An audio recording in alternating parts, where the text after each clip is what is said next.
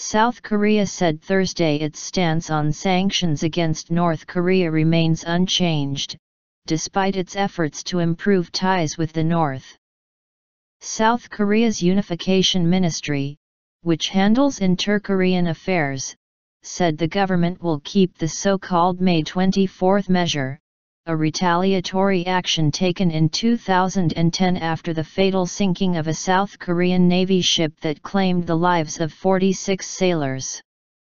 The measure bans nearly all economic activities and exchange between two Koreas.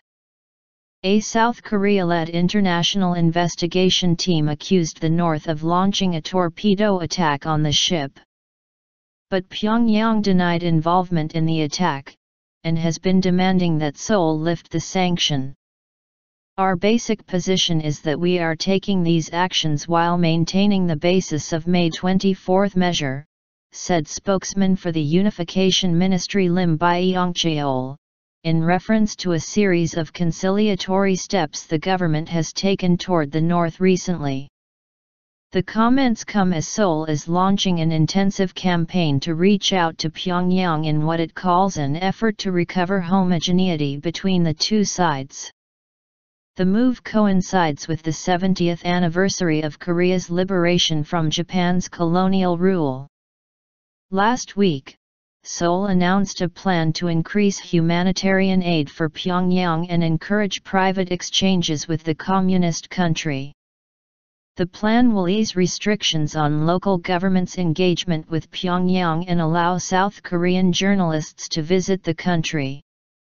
Earlier, Seoul approved a private aid group's plan to provide fertilizer to Pyongyang, marking Seoul's first fertilizer aid for Pyongyang after the May 24 measure was taken.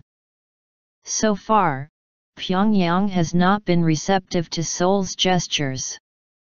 On Thursday, the North's official newspaper accused the South of using dialogue to provoke the country, ruling out the possibility of the resumption of dialogue with the South. A South Korean official who asked to remain anonymous told the VOA Korean service that Pyongyang's stance should not be taken as a rejection of dialogue, adding it might be an attempt to boost leverage against Seoul in anticipation of future talks. Seoul says it will continue efforts to resume inter-Korean talks despite Pyongyang's unwillingness to engage, calling on Pyongyang to accept its offer of talks.